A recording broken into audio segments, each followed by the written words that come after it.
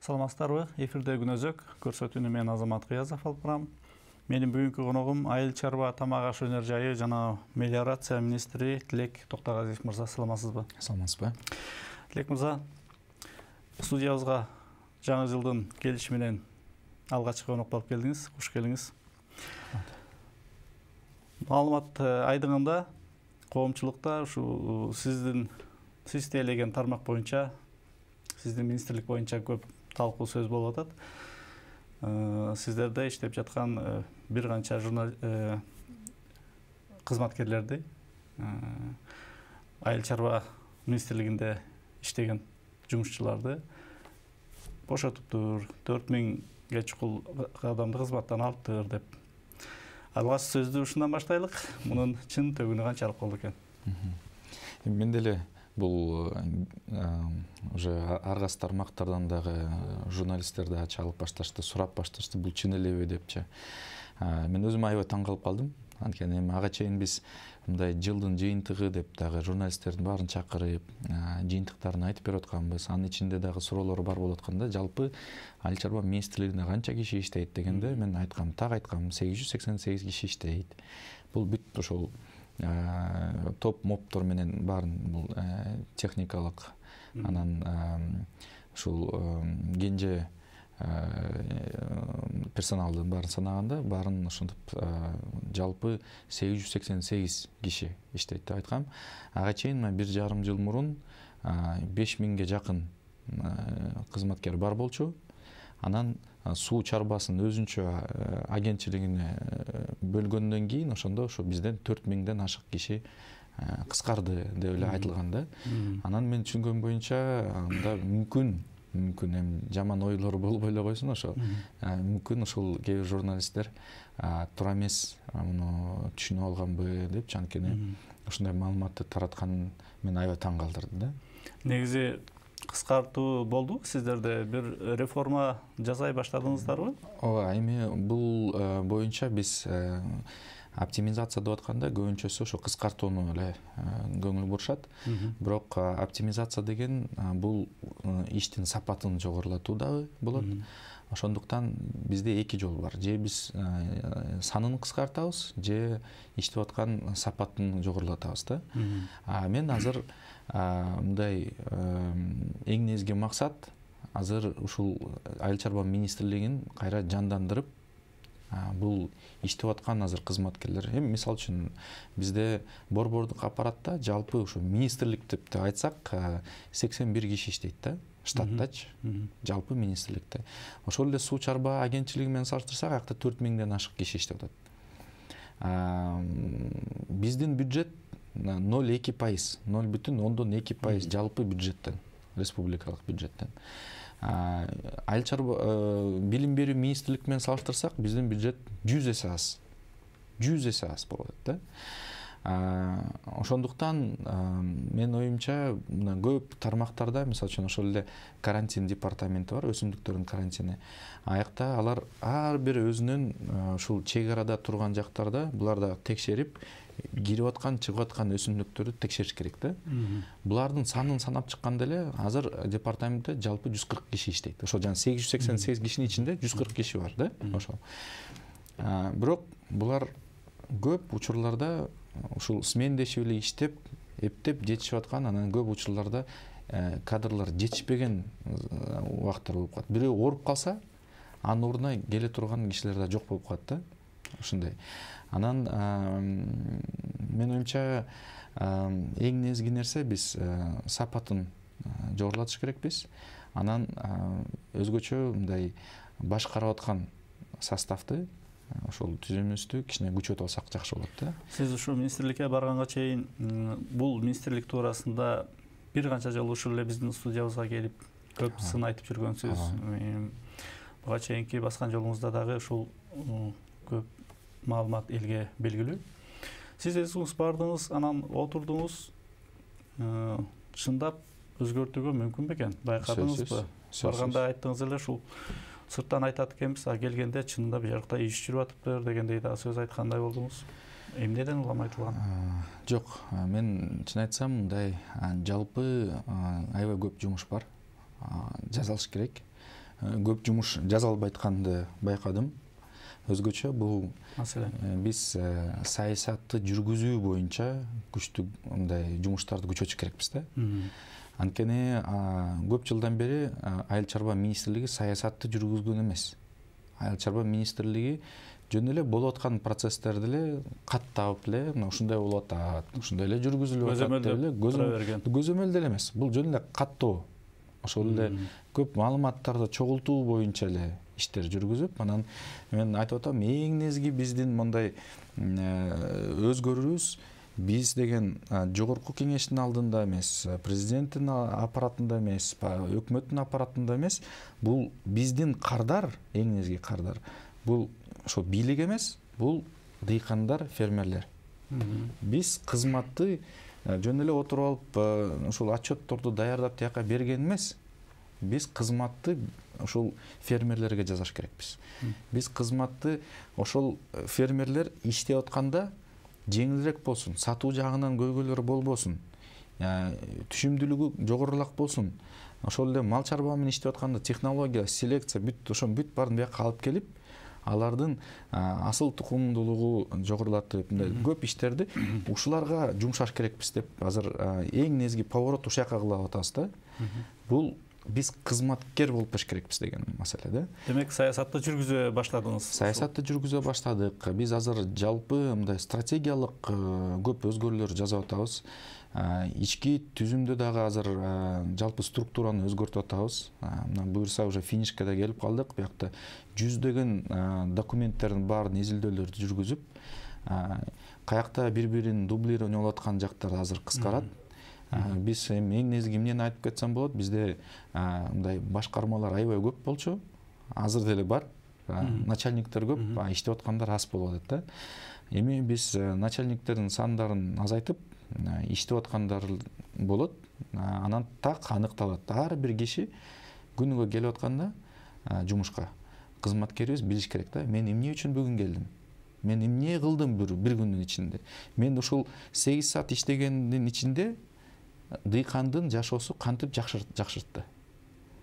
Бул бирөөлөргө отчет даярдап берүү эмес. Эң негизги кызмат бүгүнкү ишим менен мен кантип шарттарды жакшырттым, эмнени өзгөрттүм дегендей да. Жалпы айтсак, биз азыр мына 3 приоритеттүү тармакты өзүбүзгө мындай белгилеп алганбыз, ошо иш боюнча. Бул биринчиси ирелештирүү. Азыр майдаланып, чачыралып, баары конкуренциядан утуп албай атат. Мисалы үчүн ошол эле Казакстан, Россия, Өзбекстан менен салыштырсак, аякта чоң чарбалар да. Анан буякта бизнесте эффект масштаба деп коет. Масштаб менен эле булар өздүк баасы аябай арзан болуп калып, биздин айыл чарбабыз алар менен конкуренциядан утуп албайт. Ошол үчүн ирелештириш керекпиз.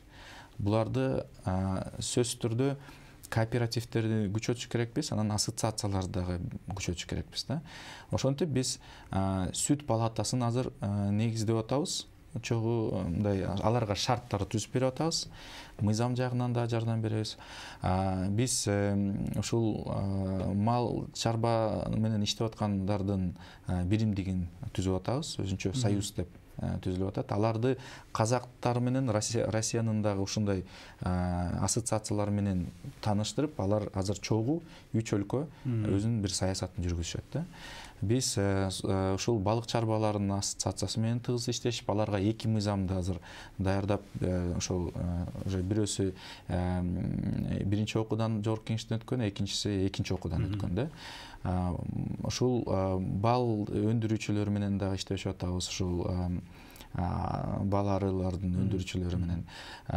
Бүт ушул тармактарда ассоциациялардын азыр ролун көтөрүп, алар менен аябай чоң мындай иштер жүргүзүп атабыз. Экинчи бул санариптештирүү, экинчи тармак. Бул боюнча Telegram ботту жазадык, Дыйкан дос деген. Аны азыр чогуу жазылат да, Дыйкан дос деп жазса, бүт маалыматтарды айыл чарба жөнүндө бизден ошол Telegramдан эле алсаңар болот. Эч кандай даже сайтка кирбей эле, анан документтерди, кандай документтерди эгерде экспорт кыласыңар, импорт кыласыңар, ошол жактан деле баарын маалыматтарды алсаңар болот. эгерде коррупция бир нерсе бар болуп атса ошол жака маалыматтарды бизге жөнөтсөңөр болот, биз сөзсүз түрдө ага реакция жасайбыз да. Коррупция деп калбадыңызбы? Коррупция бар бекен деги бул министрликте? Мен эми мындай коррупционный риск деп коебуз. Коррупционный риск деген аябай көп бар. Анын баарын биз азыр чогултуп атабыз маалыматтарды. Көп учурларда биякта сөзсүз түрдө ушул күч органдары менен тыгыз иштешип кызматташ керекпиз. Ошондуктан көп учурларда мындай ведомстволук аралык комиссияларды түзүп, биз азыр ошол коррупционный схемаларды жок кылганга иштер жүргүзүп атабыз да.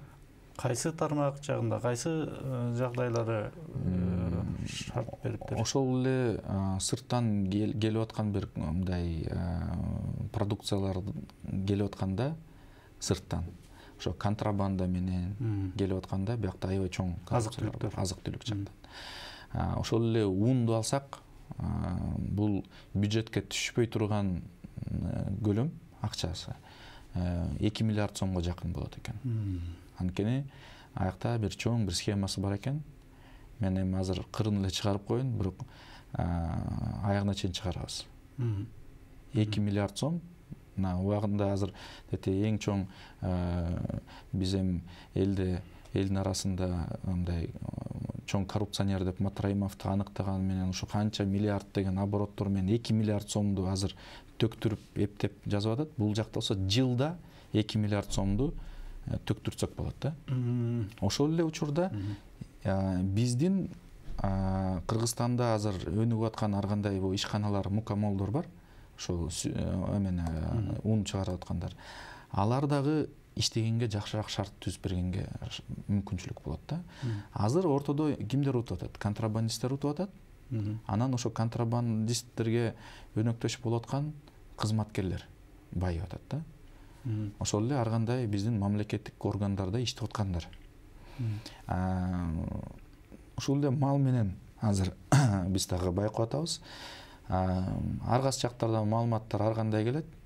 Бирок фактически мына бааны карагыла. Азыр малдын баасы кандай кымбат болуп атат? Эттин баасы кандай кымбат болуп атат? Оптовый баасы где-то 370 сомго жакын болот да. Этке мораторий киргизүү боюнча көтөргөн демелген жыйынтыгы натыйжасы эмне болуп атат? Эми натыйжасы мындан ары азык-түлүктөрдүн кымбаттап кетүүсүнө шарт болгон жок. Мындан ары дагы кымбатташы мүмкүн болчу. Азыр 370 менен ошо 360-370 менен туруп калды. Эгерде муну мораторийди тыюуну салганда, киргизгенде 400 сомго чыгып кеткен эттин баасы. Тыйын салганда 360ка түштү да. Бул жалпы азыркы бул спекулянттардын мындай настроениялер аябай күчөнүп бараткан. Биз азыр мына дагы кымбаттайт деп эле баары.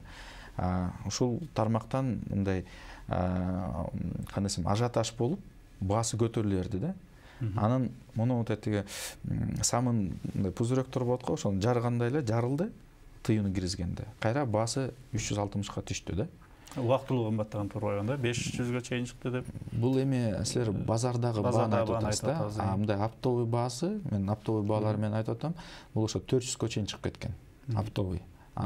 Эми базардагы ар кайсы базарда ар кандай? Мисалы үчүн Ак Эмирде, Орто Сайда кымбатыраак болуп калышы мүмкүн. Ош базарда арзаныраак болуп калышы мүмкүн. Ошол үчүн негизи элдер талап кылгандар, ошо колдонуучулар базарларга эле эсеп кылышат. Алар ошол сатып алып аткан накталай акчасынын алып аткан продукцияны ошол эле баа менен карап. Ошол үчүн биз эми жана жарманкелерди жазып атабыз. Аякта баасы ушу 380-390 сомдон кылып, алар тиги бияка ошол мал чарбалары бар кишилер, ошол мясокомбинаттар бар ишканаларга биз суранганбыз. Келип, мындай минимальный, эми өздүк баасы ошо 360тан болуп атса, 370тен болуп атса, ошол 10 сом, 20 сом эле кошуп, бирок алып келип, аяктан кесип, сатуучунун айлыгын чыгарып берип эметкен менен ошо 380-390 сомго сатканга шарттарды түзүп бердик да. Азык-түлүктөрдүн экспорт, импорт маселеси бизде ушул эт азыктары, сүт азыктары дейбиз, жашылча жемиштер келип атат.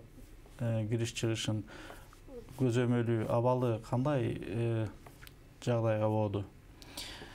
Муну сиз келгенден беркисин айталык, ушул 2-3 айдан берки. Жалпы мен айтып атпаймынбы, ушул Айыл чарба министрлигинде биз саясатты жүргүзүш керекпиз да. Ошол саясатты жүргүзүп атканда тилекке каршы бизде өзүбүздүн дагы ички өндүрүш дагы күчөгөн эмес. Көп продукциялар боюнча бизде өзүбүздү камсыздап албайбыз да. Ошол эле эт боюнча биз өзүбүздү камсыздап албай атабыз. Импортко алып келген туура келип атат да. Ошол эле жумуртканы алсак дагы жалпы көлөмдөн азыркы биздин керектүү Кыргызстандын жарандарыбызга ашып кетсе ошо 50%, 55% өзүбүз камсыздайбыз. Калгандар сырттан келет. Кайсы өлкөлөрдөн? Суу май жагынан алсак 90% сырттан келет да. Ошол үчүн сыртта кандай өзгөрүүлөр болуп атса, доллар өсүп кетип атса, ошол түздөн түз биздин ички сом менен санап атканда бул доллар канча өссө, бул дагы ошондой баасы өсүп кетип атат да.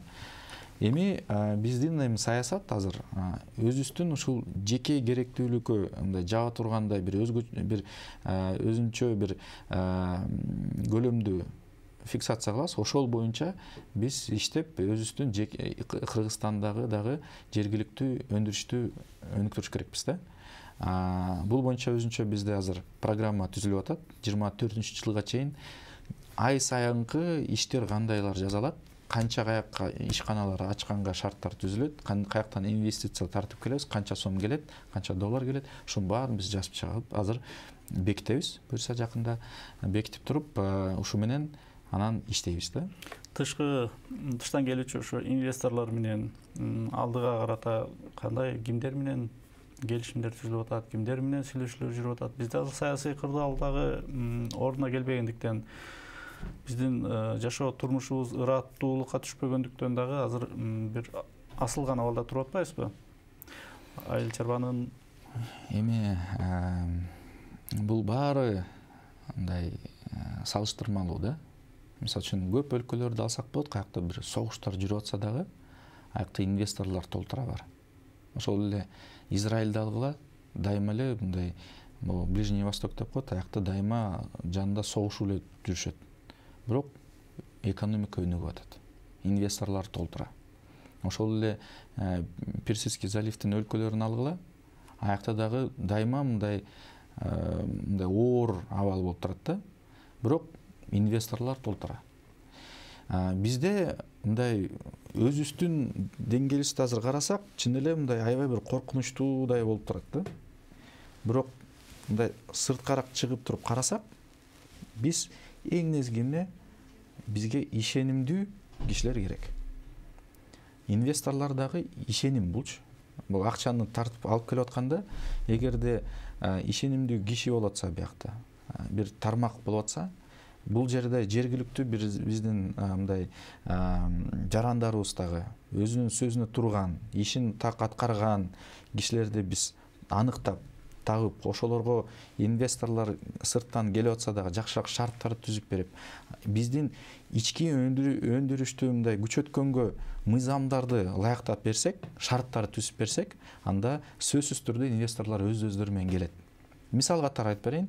Мына азыр эле биз ошо ГЧП боюнча балык чарбаларды өнүктүрүү боюнча иштерди азыр жүргүзүп атабыз да, мындай пландап. Биздин потенциал $1 миллиард ашык балык чарба. $1 миллиард ашык. Бул мындай тоо кендерден анча акча түшпөйт. Балыктан эле биз $1 миллиард ашык алып келсек болот өлкөгө. Дагы бир чоң иш бул уже мындай сүрөшүү жүргүзүп атабыз. Ошол эле Эмираттар менен, Дубайлар менен. Азыр алар этти $7 сатып алаптыр. Килограмм. Самолет менен аяка жеткизгени $1,5, $2 кетет. Демек, $5, $5,5 менен биз бияктан жөнөтсөк болот да. Ан үчүн эмне кылыш керекпиз? Эгерде азыр алар жума сайын 40 тонна сургап атышат. Фактически азыр биздин кээ бир ишкерлер бар, алар 2-3 тонна жума сайын жөнөтүп атыптыр. Азыр иштеп аткан нерсе, болуп аткан нерсе. Бирок биздин баасы, малдын баасы кымбат болуп аткандыктан өзүбүздүн малдын саны азайып аткандан, анткени ошол эле Өзбекстан тараптан $100 $300 чейин дотация, субсидия кылып берип атышат. Эгерде сен малды импорт кылсаң, мамлекет сага $100 $300. Бизде Кыргызстанда биздин бюджет менен андай шарттар жок. Биз эми субсидия кыла албайбыз. Биздин таптыкыр башкача структура экономиканыкычы. Ошондуктан концепция кандай? Эми биз ыйлап эле жок болбой атат, акча жок дегенден алып жүрбөй, мүмкүнчүлүктөрдү таап атабыз. Бул эмне? Биз ошондой мясо комбинаттарды иштетип күчөткөнгө жакшы шарттар түзүп бериш керекпиз. Сырттан арзан малды алып келдирип Кыргызстанга, мисалы үчүн көп азыр ошол эле Россиянын малы менен Белоруссиянын малын салыштырса, Монголиянын малын салыштырса, бизге караганда бир топ эле арзан болот да. Аларды бияка алып келдирип, бияктан сойдуруп, анан ошол эле араб өлкөлөргө саттырсак, адал стандарт менен, халал деп коет го. Ошол стандарт менен саттырсак, эми орустар халал десе Россиядан ишенбейт. Белорустар, украиндарға ишенбейт, монголдорго да ишенбейт. А Кыргызстанда бул уже биздин мусулман өлкө деп туруп, биздикине ишенет. Бияка алып келип, бир карантинге кармап, бир айча. Аларды багып, таза багып туруп, сойдуруп туруп, тияка алып барып, ушундай бир каналды, транзиттик потенциалды Кыргызстанды колдонсок болот да. Ошондо ушундай чоң канал, эми элестеткиле, жума сайын 40 тонна, бул бир эле Дубай алып атат. Анан Катарга, Аманга, башка өлкөлөргө дагы ар бирине минимум ошо 40 тоннадан жума сайын саттырсак, бизде андай өзүбүздүн эле потенциалга таянсак, бизде мал мындай жарым жылга жетпей түгөнүп калмак да. Азык-түлүк коопсуздугу деген бул өзүнчө бир чоң көйгөйлүү дагы чоң маселе. Кытай менен болгон алакабыздан улам айтылып атат. Бул жагынан көңүл буруп көрдүңүзбү? Коопсуздук маселеси кандай экен? Азык-түлүк коопсуздук деген эки нерседен турат да. Бул керектүү көлөм менен камсыздоо, анан керектүү сапат менен камсыздоо. Тилекке каршы эмен ачык эле айтыш керек. Көйгөйдү айтыш керек да. Айтыңыз. Жаңы келдик. Азыркы абалды көрүп атабыз. Тилекке каршы мына системалык көйгөйлөр аябай көп. Бул жерде жалпы айыл чарбада система мындай кылыныптыр. Бул чек арада контрабанда өнүккөн үчүн Кыргызстанга аябай начар сапатта айыл чарба продукциялар Кыргызстанга кирет сырттан. Ал мисалы үчүн ошол эле башка өлкөлөрдө сатканга мүмкүнчүлүк болбойт. Анткени алар стандарттарга жооп бербейт. Бирок Кыргызстан чоң бир мусорный полигонго айланып калган да.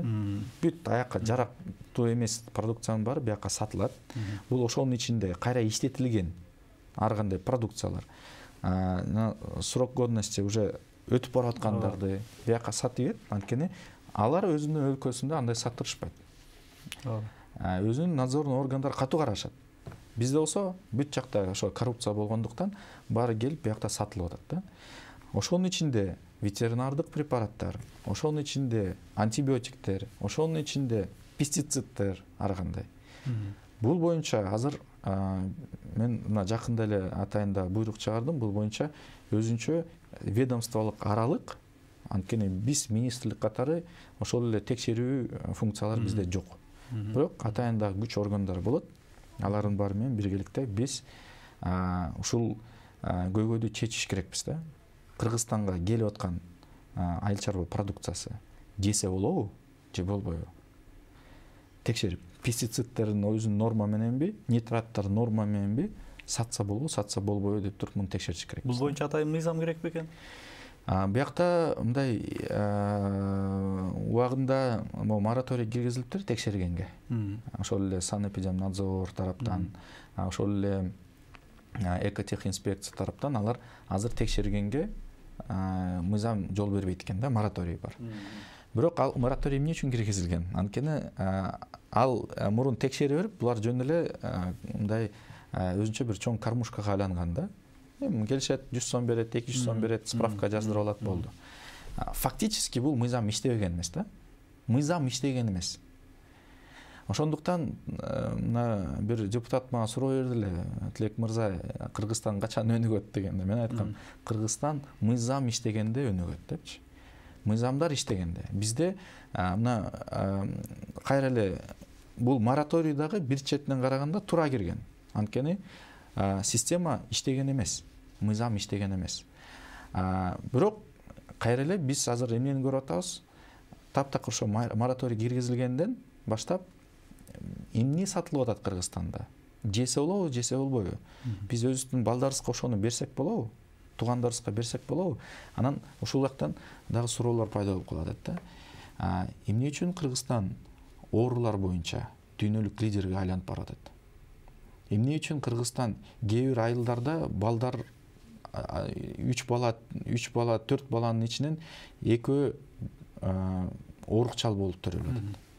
Эмне үчүн? Анткени биякта экология бар, анткени биякта биздин азыктанып аткан ошо тамак жагынан көйгөйлөр жаралып атат. Ошол үчүн биз өзүбүздү сыйлаганын үйрөнүш керекпиз экен да. Өзгө жок, ооба, мүмкүн 1 сомго, 2 сомго кымбатыраак болсун, бирок мен сапаттуу продукцияны алганга татыктуумун деп айтыш керек да. Ошол эле ун менен айта кетсек, мисалы үчүн азыр бизге контрабанда менен аябай көп жана негизи атайын байытылган ун келиш керек да. Бул эл аралык стандарт боюнча. Бизге аябай начар сапатта байытылбаган микроэлементтери жок, витаминдери жок ун сырттан келип атат. Биздин өндүрүүчүлөр ошол элементтердин баарын кошушат. Алар бүт салыктарын төлөшөт. Ошондо өздүк баасы 1 сом, 2 сомго кымбатыраак чыгып калып атат да. Сыртта караганда. Булар келет, тияктан чек арадан орточо $100 баарына таратып ийет. Фураны алып кирет, сатат. Биздин кардарлар болсо 1 сомго, ушу сырттан келген ун 1 сомго арзаныраак экен деп туруп ошону качышат. Бирок ошо менен күнүгө тамактанып атып, балдар ошо керектүү азыктарын албай калышат да. Демек, биз азыр сиздин ишиңиздин оорчундуу жагы, алгачкы баскычтары ушул мыйзамдуулук жагынан, анан ушул коррупциялык схемаларды, ушул коррупциялык схема деп айтсак боло береби? Бул аябай чоң схемалар бар да. Мен айтып атам, азыр ушунча мындай жалпы мамлекеттеги коррупциялык схемалардын көлөмүндөрүн көрүп алып, мен бир нерсеге келдим да, мындай бир эле чечимге келдим да. Кыргызстан негизи аябай бай өлкөбүз. Аябай бай өлкө. Болмокпуз. Негизи ресурстарыбыз, активтерибиз аябай көп. Бирок бизде ушул ууручулуктан, бирөөнүн сол чөнтөгүнө кирип аткандыктан биз аябай кедей өлкөбүз да. Бирок элестетип көргүлө, мына жакында эле мен Израилдин элчиси менен сүйлөшүп көрдүм. Ал айтат, аларда чөлдө өлкөнү куруп алышкан мамлекетте. Бирок айыл чарба жагынан эң негизги экспортерлордун бири дүйнөлүк. Суроо, чөлдө булар айыл чарбаны өндүрүп кетишти. Суусу аз, бирок айыл чарбага 100% суу жетип атат. Жана тамчылатып суугаруу системаны ошол жактан дагы аябай өнүктүрүшкөн да. Биз суунун башында турабыз, бирок айыл чарбабызга суу жетпейт. Сиз эми ушул баардыгын көрүп турасыз, көрдүңүз, ичине барып билдиңиз, өзүңүз отурасыз, ордуңа келдиңиз, ордуңузга. Күчүңүз жетчүдөйбү? Жолун көрүп турасызбы? Мунун баарын ордуна келтирүүгө мүмкүнчүлүк барбы деги? Эми мен мындай да, Кыргызда жакшы бир жол бар. Бул ашар. Ашар жол менен эми мен мындай концепцияны айтып атам да. Мен жалгыз албетте көп нерсеге алың жетпейт. Бирок күчтүү команда чогулуп атат. Команда кошулуп атат, келип атат. Мына өзүңөр деле сиздин айланыңызда. Ооба, өзүңөр деле билесиз, жакында эле министрдин орун басарын алмаштырганбыз. Тарыхта биринчи болуп айым киши келди, аял киши келди. Өзү аябай жакшы жогорку билимдүү, ушул тармакта тажрыйбасы бар. Дыйкан фермерлер менен жакшы иштешкен. То есть мындай кичинеден аябай көп мындай күчтүү эксперттер да кошуп, анан көз карандысыз күчтүү кишилерди да тартып келип атам. Анан ар бирине бир тармактан берип, ушуну көзөмөлгө алып, ушул тармактагы реформаны силер аягына чейин жеткиргиле деп туруп, ушундай тапшырмалар берилип атат да. Ошондо менин негизги милдетим бул ошолорго ар кайсы жактардан бир билбейм, депутаттардан болобу, ар кандай саясатчылардан болуп кысымдар болуп атканда, мен аларга туруктуулукту берип коем да. Алар менен согушам. Менин негизги милдетим, мен түшүндүм, бул ушул жогорку деңгээлде күрөшүүнү, туруктуу туруп бериш керек экен да. Рахмат, Тилек мырза. Студиябызга келип, өзүңүздүн тармакка тиешелүү темабызга ылайык жакшы маек куруп бергениңизге чоң рахмат айтам. Урматтуу көрөрмандар, бизде Айыл чарба тамак аш өнөр жайы мелиорация министри Тилек Токтогазиев мырза болду. Саламатта калыңыздар.